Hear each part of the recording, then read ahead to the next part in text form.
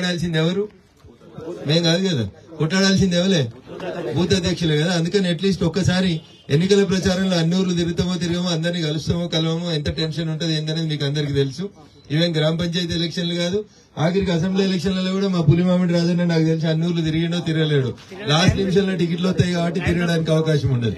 కానీ సార్ నాకు అదృష్టం ఏంటంటే 50 రోజుల ముందు వచ్చింది, క్యాండిడేచర్ ముందే డిక్లేర్ అయింది. కాబట్టి అట్లీస్ట్ నా బూత్ అధ్యక్షుల్ని, నా శక్తి కేంద్రం ఇన్ఛార్జీలను నేను కలుసుకుంటే వాళ్ళే భవిష్యత్తులో ఈ నియోజకవర్గంలో లేదా ఆ బూత్ లోపల ఎవరు నరేంద్ర మోడీ అంటే మన నరేంద్ర మోడీ ఎవరు? బూత్ అధ్యక్షుడే నరేంద్ర మోడీ. రఘునందన్ రావు ఎవరు ఆ బూత్ లో అంటే ఆ బూత్ అధ్యక్షుడు ఆ శక్తి కేంద్రం ఇన్ఛార్జీలో పనిచేయాలి. మీరు ఉండరా సార్ అంటే మేము అందరం ఉంటాం. కానీ మేము ఎందరం ఉన్నా కథానాయకుడు ఎవరు? ఊరు నడపాల్సింది ఎవరు? ఆ గ్రామంలో ఉండేటువంటి బూత్ అధ్యక్షుడు. ఒక దీపం ఇంకో దీపాన్ని వెలిగించినట్టు మీరే కదా నడపాల్సింది. ఊర్లో ఎల్లన్నా మల్లన్న పెంటన్న అని పేర్లు పెట్టి పిలిచి మన పార్టీ వైపు డ్రైవ్ చేయగలిగినటువంటి సత్తా ఉన్నోళ్ళు, శక్తి ఉన్నోళ్ళు. పునాది ఎవరే? పునాది ఎవరు? బిల్డింగ్ మస్తు కనబడుతుంది, బిల్డింగ్ పెద్ద కనబడుతుంది. బిల్డింగ్ అంటే మేము పైన కనబడేటోళ్ళం, కానీ పునాది లోపలనే పోతుండొచ్చు. కానీ పునాది లేకపోతే బిల్డింగ్ ఉంటుందా? బూత్ ప్రెసిడెంట్ లేకపోతే పార్టీ నడుస్తుందా? అందుకనే నేను మన సుధాకరానికి ఏం చెప్పిన అంటే, అన్న ఊకే గోసపెట్టకు, సంగారెడ్డి తోలుకరా, సదాశివపేట తోలుకరా, ఎందుకు వస్తలేవని ఊరికి అటెండెన్స్ తీసుకొని సంగమేశాన్ని దిక్కెళ్ళి జిల్లా అధ్యక్షురాలు దిక్కి మీద క్లాస్ తీసుకున్నాడు. ఎందుకు? దేవుడు టైం ఇచ్చింది కదా, పొద్దుగాల ఒక మండలం పొద్దుకు ఒక మండలం. మిమ్మల్ని నేనే డైరెక్ట్ కలిసి ఎట్లా కొన్ని ఇబ్బందులు ఉంటాయి, ఉన్నాయా? ఇల్లు అంటేనే సమస్యలు ఉంటాయి. ఇంతమంది 100 మంది ఒక దగ్గర జమైన దగ్గర ఉంటాయి, చిన్న చిన్న డిస్టర్బెన్సెస్ ఉంటాయి. కానీ దయించి అట్లాంటి డిస్టర్బెన్సెస్ ఏ కూడా మనసులో పెట్టుకోకుండ్రి. ఎందుకంటే ఈ ఎలక్షన్లు రఘునందన్ రావు కోసమో, ఎల్లయ్య కోసమో, మల్లయ్య కోసమో జరుగుతున్న ఎన్నికలు కావు. ఈ దేశంలో ఏదైతే అసాధ్యమని చెప్పిండ్రో, అసాధ్యమని చెప్పినటువంటి ప్రతి పనిని సుసాధ్యం చేసినటువంటి నాయకుడు ఎవరంటే నరేంద్ర మోడీ గారు అని చెప్పి ప్రపంచం అంతా చెప్తుంది. కాశ్మీర్ నుంచి కన్యాకుమారి దాకా ఎవరికి ఇష్టమున్నా, ఎవరికి కష్టమున్నా, ఎవరికి మనసులో కోపం ఉన్నా, ఏ సర్వే ఓడు ఈ టీవీ, ఆ టీవీ, మీ టీవీ, ఏ టీవీ సర్వే చేసినా ఏం చెప్తున్నారు? ఎన్నొస్తాయంటారు? 400 సీట్లతోటి నరేంద్ర మోడీ గారు 3వ జూన్ నెల మొదటి వారంలో ప్రధానమంత్రి అవుతుండు. ఎవరికైనా డౌట్ ఉందా? ఎవరికైనా డౌట్ ఉందా? ఎవరికి లేదు కదా. మరి 400లలో మనం నడుస్తున్నామా నరేంద్ర మోడీ గారితో కలిసి, నడుస్తలేమా అనేది ఇలా మనం ఆలోచించుకోవాలి. చిన్న చిన్న వ్యక్తిగత స్వార్థాలకి, చిన్న చిన్న పంచాయతీలకి అధ్యక్షుడు చెప్పలేదనో, బూత్ పైసలు రాలేదనో, ఇంకోటో ఆలోచించాల్సినటువంటి సమయం కాదు ఇది. అవునా? వచ్చేటి వస్తే పోయేటి పోతే డిస్టర్బెన్సెస్ ఉండేటి ఉంటాయి. కానీ నూకొని పోవాల్సినటువంటి అవసరం, పార్టీని నడపాల్సినటువంటి అవసరం, కార్యకర్తల పునాదుల మీదనే నడవాల్సినటువంటి అవసరం ఉంటది. కాబట్టి ఎన్నికల ప్రచారం అప్పుడు మళ్ళా రాగానే కలవలేదు, మా ఊరికి రాలేదు, నన్ను వ్యక్తిగతంగా చెప్పలేదనేటువంటి అభిప్రాయం ఉండొద్దనే పొద్దున 7 గంటలకైనా సరే నేను మీ దగ్గరికి రావడానికి ప్రయత్నం చేస్తుంది. ఎందుకంటే పొద్దున పూట అయితే మీరు 9-10 కల్లా పోతే మిగతా కార్యక్రమాలు చేసుకోవచ్చు. ఈ లోపల మండలంలో ఉన్నటువంటి ముఖ్య నాయకులను కలిసి ఇతరత్ర కార్యక్రమాలు చేసుకోవచ్చు. ఇంతమందిని మాట్లాడేది కూడా నేనే మైక్ ఎందుకు తీసుకున్నా అంటే, ఇది ఉపన్యాసాలు ఇవ్వడానికి వచ్చినటువంటి కార్యక్రమం కాదు. మిమ్మల్ని కలిసి మీరు ఆల్రెడీ యుద్ధంలో ఉన్నారు, కార్యోన్ముఖులు, AK-47 లోడై రెడీగా ఉంది, ఎప్పుడు ఫైర్ చేయాలనడానికి ఒక 2 మాటలు మీతో మాట్లాడిపోదాం అనేటువంటి ఒక ఉద్దేశంతో వచ్చినాను. ఈ కార్యక్రమాన్ని పాపం ఉదయం 4 గంటలకు లేచి సుధాకర్ అన్న మిమ్మల్ని అందరినీ లేపిండు. నేను సుధాకర్ అన్న 5ంటికి లేపేసరికి నేను లేచి నా అందరికి ఫోన్ చేస్తున్నా అని చెప్పిండు. సో ఇది కేవలం భారతీయ జనతా పార్టీలో మాత్రమే సాధ్యమైతే. అయితే భారతీయ జనతా పార్టీ తెలంగాణలో గెలవద్దని అటు కాంగ్రెస్ ఇటు బీఆర్ఎస్ 2 పార్టీలు కుట్రలు పన్నుతా ఉన్నాయి, కుమ్ముక్కు అయితా ఉన్నాయి. వాళ్ళు బలమైన అభ్యర్థిని పెడితే వీళ్ళు వీక్ క్యాండిడేట్ ను పెట్టాలి, 2 పార్టీలు కలిసి బీజేపీని ఆపాలని చూస్తున్నారు. ఎందుకంటే నరేంద్ర మోడీ గారిని ఆపే శక్తి ఈ దేశంలో ఎవరికి లేదు. ఏదో చిన్న చిన్న ప్రయత్నాలు, సకల గులు పెట్టుడు, ఇది చేసుడు అది చేసుడు చూసి ఏడ పైసలు ఎవరుకున్నాయి. టీఆర్ఎస్ అయితే ఎవడు 100 కోట్లు పెడతాడు, ఎవడు 200 కోట్లు పెడతాడు, ఎవరి దగ్గర డబ్బులు ఉన్నాయని టికెట్ అమ్ముకునేటువంటి పరిస్థితిలో ఉన్నారు. కాంగ్రెస్ కూడా రోజుకో పేరు లీక్ చేస్తుంది. ఎందుకు? ఎవరు బరువు ఎక్కువ ఇస్తారు, ఎవరు సూట్ కేసులు ఎక్కువ ఇస్తారు అనేటువంటి ఆలోచనతో పోతా ఉంది. కానీ కార్యకర్తల్ని గుర్తించి గౌరవించి పార్టీని కాపాడుకునేటువంటి నాయకత్వ లక్షణాలు ఉన్నటువంటి పార్టీ భారతీయ జనతా పార్టీ. నేను మీకు ఎక్కువ ఉపన్యాసం వేయడానికి రాలేదు, 3 మాటలు చెప్పిపోవడానికి వచ్చినంతే. ఒకటి, 10 మంది కలిసి పనిచేస్తే పని సుఖమవుతుంది. ఒక్కడే బూత్ అధ్యక్షుడు కష్టపడాలంటే చాలా ఇబ్బంది అవుతుంది. చాలాసార్లు పార్టీ మనకు చెప్తుంది, మనం దాన్ని నెగ్లెక్ట్ చేస్తా ఉన్నాం. దయించి ఈ రోజైనా మన బూత్ అధ్యక్షుడు మీ దగ్గర ఆల్రెడీ నాకు తెలిసి మీ బూత్ ఓటర్ లిస్ట్ ఉంటుంది, 10 లేదా 12 పేజీలు ఉంటాయి. ఉన్నాయా? మన ఊర్లో 10 మంది ఉంటే దయచేసి మనిషికి ఒక అమ్మ ఇచ్చి పని పంచుకోండి. పని పంచుకుంటే ఒక కమ్మల ఒక దిక్కు 30 ఓట్లు ఉంటాయి, ఇంకొక దిక్కు 30 ఓట్లు ఉంటాయి, మొత్తం 60 ఓట్లు ఉంటాయి. అమిత్ షా చెప్పినా, నరేంద్ర మోడీ గారు చెప్పినా, నడ్డా గారు చెప్పినా, మన జిల్లా అధ్యక్షులు చెప్పినా ఏం చెప్తారంటే సగం కంటే ఒక ఓటు ఎక్కువ తెచ్చుకోవాలి, ఇది మన డ్యూటీ. మీకు ఇచ్చిన కమ్మలు 60 ఓట్లుంటే మనం తెచ్చుకోవాల్సిన ఓట్లు 31 ఓట్లు తెచ్చుకోవాలి. అది పెద్ద యుద్ధం అని నేను అనుకుంటలేను. ఉదాహరణకి మీ ఇంట్లో ఎన్ని ఓట్లు ఉంటాయి తమ్మి? 8 ఓట్లు ఉన్నాయి. వాళ్ళు ఏం పేరండి పేరు? మల్లేశం వాళ్ళ ఇంట్లో 8 ఓట్లు ఉన్నాయి. మల్లేశం ఇంటి నెంబర్ 11-8 అనుకో ఉదాహరణకి. మల్లేశంకి ఇచ్చిన కమ్మలు 60 ఓట్లు ఉన్నాయి మొత్తం. ముందు దిక్కు 30 ఓట్లు, వెనక దిక్కు 30 ఓట్లు. ఎన్ని తీసుకురావాలి మల్లేశం డ్యూటీ? అమిత్ షా గారు చెప్పినట్టు ఎన్ని తేవాలి? 31 తెచ్చుకోవాలి. రేపు కాంగ్రెస్ ఓడు, బీఆర్ఎస్ ఓడు, సమాజ్వాదీ పార్టీ, సిపిఐ, సిపిఎం, జగనన్న, షర్మిలక్క ఇంకా 90 మంది జమ అయినా గానీ వాళ్ళకి మనం విడిచిపెట్టాల్సిన ఓట్లన్నీ 29 వాళ్ళకి విడిచిపెట్టాలి, 31 మనం తెచ్చుకోవాలి. ఇది సాధ్యం ఎట్లయితుంది? ఈ 31 తెచ్చుకోవడం అనేది మీరు దయచేసి ఒకసారి ఆలోచించండి. చిన్న పని అంతే. చిన్న పని, మీకు తెలియని పని కాదు. మీరు అనుకుంటే 2 నిమిషాల పని. ఇప్పుడు మల్లేశం ఈ ఇంట్లో ఉన్నాడు. మల్లేశం దగ్గర ఉన్న కమ్మలు ఎన్ని ఓట్లు ఉన్నాయి? 60 ఓట్లు ఉన్నాయి. మల్లేశంకి రావాల్సిన లక్ష్యం ఎంత? 31 ఓట్లు రావాలి. మల్లేశం ఇంట్లో 6 ఓట్ల 8 ఓట్లు ఉన్నాయి. ఇటుపక్క ఒక 3 ఇండ్లు, ఇటుపక్క ఒక 3 ఇండ్లు. మాట్లాడగలుగుతాడా? మల్లేశం మాట్లాడలేడా? ఎవరుంటారు ఊర్లలో, పక్కిళ్ళల్లో? పెద్దనాయన్నో, చిన్నాయన్నో, పాలోళ్ళో, మనోళ్ళో, మన కులపోల్లో ఉంటారు. అంతే కదా, వేరే వాళ్ళు ఎవరు ఉండరు కదా. మా ఇంట్లో 8 పోయినాయి. ఇంకా నాకు కావాల్సిన 31 8 పోతే ఎన్ని కావాలి? 23 కావాలి. ఈ ఇంట్లో ఒక 3, ఆ ఇంట్లో ఒక 3, ఆ ఇంట్లో ఒక 3 ఉన్నాయి అనుకోరు. చిన్న ఇళ్ళు ఉన్నాయి అనుకోరు. మల్లేశం ఇంటి పక్కన 3 ఓట్లుంటే కూడా ఎన్ని అయినాయి? ఇటు 9 అయినాయి. ఇటు 4 ఓట్లు 3 ఉన్నాయి అనుకోండి, 12 అయినాయి. ఈ 12 + 9 21. వీళ్ళ ఇంట్లో ఎన్ని ఉన్నాయి? 8 ఉన్నాయి. ఎన్ని అయినాయి మొత్తం? 29 అయినాయి. ఇంకెన్ని ఓట్లు కావాలి ఆయనకు? ఇంకో 2 కావాలి. అంతే కదా. మల్లేశం ఇల్లు ఇంకో 3 దొరికినాయి అనుకో ఆయనకు. 3 24, 4 32, 4 ఇళ్లతోటే అయిపోతుంది కార్యక్రమం. అంటే ఒక బూత్ అధ్యక్షుడు తన బూత్ లో 10 మంది కార్యకర్తల్ని కలుపుకుంటే 10 మంది కార్యకర్తలకు ఒక్కొక్క పేజీ ఇచ్చి, అన్న మనకి నరేంద్ర మోడీ గారు, అమిత్ షా గారు చెప్పారు మన బూత్ లో మనం గెలవాలి, మన కమ్మలో మనం గెలవాలని మీరు నిజంగా పనిచేయాలనుకుంటే ఒక వ్యక్తి 31 కోట్లు సంపాదించడం కష్టమవుతుందా? కష్టమవుతుందా? సంపాదిస్తేనే నువ్వు రేపు వార్డు మెంబర్ అవుతావు, నువ్వు ఎంపీటీసీ అవుతావు, సర్పంచ్ అవుతావు. రఘునందన్ ఎలక్షన్లు మే 13కి అయిపోతాయి. పార్లమెంట్ ఎలక్షన్లు జూన్ 6, జూన్ 7 నరేంద్ర మోడీ గారు ప్రధానమంత్రి అయిపోతారు.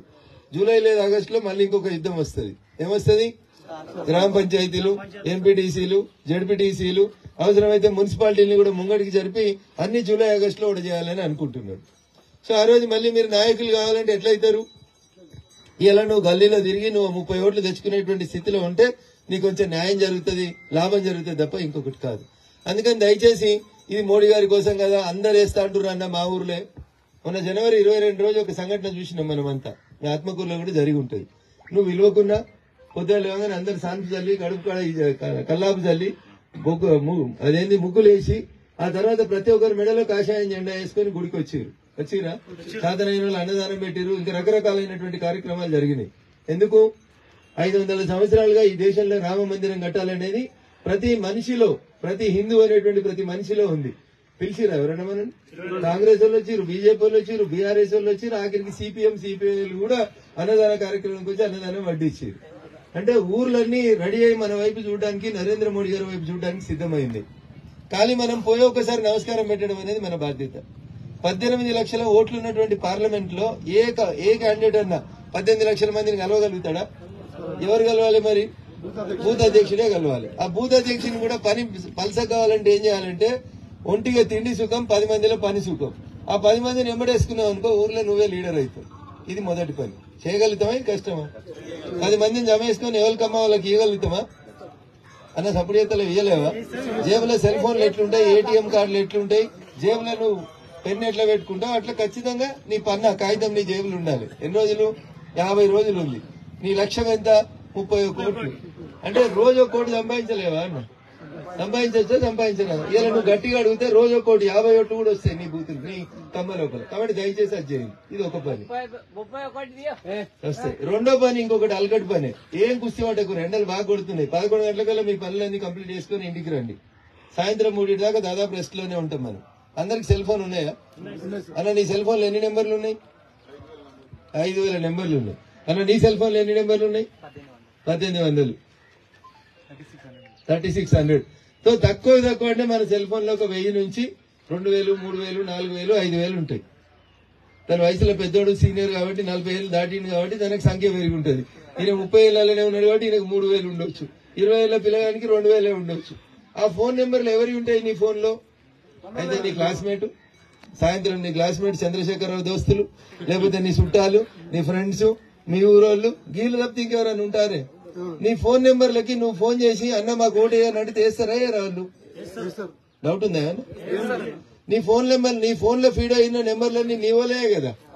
నీ ఫ్రెండ్స్, నీ చుట్టాలు, వాళ్ళు సదాశివపేట వాళ్ళు కావచ్చు, సంగారెడ్డి వాళ్ళు కావచ్చు, ఆత్మకూరు వాళ్ళు కావచ్చు, ఇంకా అవతలకి పోతే ఇంకో ఊరోళ్ళు కావచ్చు. ఏ ఊరోళ్ళు అయినా మన మెదక్ పార్లమెంట్ వాళ్ళు అయి ఉంటారు. దాదాపు ఎక్కువ మంది మన జిల్లా వాళ్ళే ఉంటారు. దాంట్లో ఏం డౌట్ లేదు కదా. సో ఒక ఇంట్లో ఒకరు ఉన్నారనుకోండి, ఇందాక మల్లేష్ లాంటి ఇల్లు తీసుకుంటే 8 ఓట్లు ఉంటాయి. చిన్న ఇల్లు తీసుకున్నావు అనుకో, విష్ణు మీ ఇంట్లో ఓట్లేనా? 10 ఓట్లు. ఇది ఇంకా పెద్ద కుటుంబం. సో చిన్న కుటుంబం తీసుకుంటే కూడా, కొత్తగా పెళ్లైన వాళ్ళని తీసుకుంటే కూడా 2 ఓట్లు ఉంటాయి. ఉండయా? అంటే నీ ఫోన్ లో ఒక 1000 నెంబర్లు ఉన్నాయనుకో అన్నా, నువ్వు 1000 మందికి ఫోన్ చేసి ఒకటే రోజు 1000కి వేయలేవన్నా. చేస్తావా? చేయగానే అరే ఓటేరా అని పెట్టేస్తావా? పెట్టేయలేవు కదా. చెల్లె మంచిగుందా, అక్క మంచిగుందా, 2 నిమిషాలు మాట్లాడాలి కదా. సో అందుకని నీ ఫోన్ లో 1000 నెంబర్లు ఉన్నాయనుకో అన్న, ఈ 50 రోజులకి దాన్ని డివైడ్ చేసుకో. రోజు 20 మందికి ఫోన్ చేయి. ఇప్పుడు తను ఉన్నాడు 5000 ఫోన్లు ఉన్నాయి, 5000 నెంబర్లు ఉన్నాయనుకో, రోజు 100 మందికి చేయాలి. 100 మందికి చేయాలంటే ఒక కాల్ 2 నిమిషాలు పడుతుంది. ఒక కాల్కి 2 నిమిషాలు పడుతుంది. 100 × 2 200. 200 డివైడెడ్ బై 60 అంటే రోజు 4 గంటలు పడుతుంది. చాలా నెంబర్లు ఉన్న వాళ్ళకి 4 గంటలు పడుతుంది. తక్కువ నెంబర్లు ఉన్న వాళ్ళకి గంట సేపట్లోనే మన ఫోన్ కార్యక్రమాలన్నీ అయిపోతాయా కావాలి. ఫస్ట్ ఆల్ఫాబెట్ ఏ తోటి మొదలుపెట్టి జెడ్ దాకా ఎన్ని ఫీడ్ ఉంటే అన్ని చేయరు. ఈ 2 పనులు చేయగలుగుతామా, చేయలేము? ఎవరికైనా డౌట్ ఉందా? నేను చేయలేను అనుకునే వాళ్ళు బరువు ఉన్న ఎవరైనా ఉంటే చెప్పు, నేను మళ్ళీ చెప్తా. చేయగలుగుతాం కదా. ఈ 2 చేస్తే నీకు గెలిపోయేమన్నా ఇబ్బంది అనిపిస్తుందా? సుధాకరన్న పైసలు ఇస్తలేడు, సుధాకరన్న టిఫిన్ పెడతలేడు, గోదావరిక ఫోన్ చేస్తలేదు, విష్ణు కోపానికి వస్తున్నాడు, ఇవన్నీ ఏముండయి. యుద్ధం ఎవరు చేస్తున్నారు? బూత్ అధ్యక్షుడు చేస్తున్నాడు. బూత్ అధ్యక్షుడు తన ఊర్లో తానే నరేంద్ర మోడీ అనుకుని యుద్ధం నడపాలి. అంతేగాని పార్లమెంట్ ఎన్నికలకు సంబంధించి ఇందాక ఒక తమ్ముడు అడుగుతున్నాడు, మా ఆత్మకూరికి మళ్ళీ ఎప్పుడు వస్తామన్న ప్రచారానికి అని అడుగుతున్నాడు. రాగలుగుతామా 2వ ప్రచారానికి? మండల కేంద్రాలకి తిరగడమే చాలా కష్టమైనటువంటి పరిస్థితి. ఏదో ఎలక్షన్ కమిషన్ దయదలిచి మనల్ని మేకు పంపించింది. ఏప్రిల్ 13 కావాల్సినవి మే 13కు పోయింది కాబట్టి నీకు 4 రోజులు ఎక్కువ దొరికింది. అందుకని నేనేం చేస్తున్నా అంటే, ఇప్పుడు 45 మండలాలు ఉన్నాయి మనకి, 12 మున్సిపాలిటీలు ఉన్నాయి. రోజు పొద్దుగాల ఒక మండలం, పొద్దుకు ఒక మండలం పోయి అట్లీస్ట్ మన బూత్ అధ్యక్షులకు కలిసి ఒక ధైర్యం ఇచ్చి ఏం పని చేయాలనేది పని విభజన చేసినాం అనుకోండి. రేపు మీరు పనిలో పడ్డారంటే పని ఎంత ఆసాని అవుతుంది, ఎంత అల్గా అవుతుంది అనేది ఒకసారి మీరు ఆలోచించారు. అందుకని కష్టం నాకు తెలిసి 7 గంటల కాన్నది మా చెల్లె కూడా. పొద్దున్నే గోదావరి 7 గంటలకు గోదాం మనం ఆత్మకూరు కంటే అన్నకు అంత పొద్దుగా ఎవరు వస్తారో అన్నది. నువ్వైతే రా తల్లి, మనం పోయి అందరిని కలుద్దాం, ఎంతమంది వస్తే అంతమందిని కలుద్దామన్నావు. కానీ మండలాధ్యక్షులు కొంచెం సీరియస్ గా, శక్తి కేంద్రాల ఇన్ఛార్జీలు కొంచెం బాధ్యతగా పనిచేస్తే, బూత్ అధ్యక్షులు అనేటోళ్ళు ఎట్లున్నారు మన పార్టీలు అంటే తంతే పోటు రోజులు అలిగేటోళ్ళు, అన్ని జీన్ పాయింట్లు, రబ్బర్ చెప్పులు, ఎవరు భయపెట్టేటోళ్ళు లేరు. భయపడతారా? నినాదాలు ఇవ్వమంటే అసలు భారతీయ జనతా పార్టీలో ఇచ్చినంత నినాదాలు ఎక్కడ ఇచ్చేటువంటి సందర్భం ఉండదు.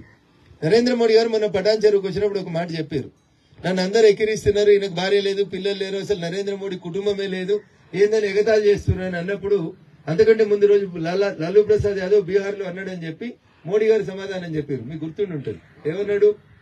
నా కుటుంబం అంతా ఏదన్నాడు? నా ముందున్న వాళ్ళంతా నా కుటుంబం, భారతదేశంలో ఉన్న వాళ్ళంతా నా కుటుంబం అన్నాడు. మరి ఆయన అంత పెద్ద భరోసా పెట్టుకుని పెద్ద ఆయన మన మీద, మీరే నా కుటుంబం అని అన్నప్పుడు కుటుంబ సభ్యులు పని చేయాలా, మోసం చేయాలా? ఏం చేయాలి? ఎవరి కోసం?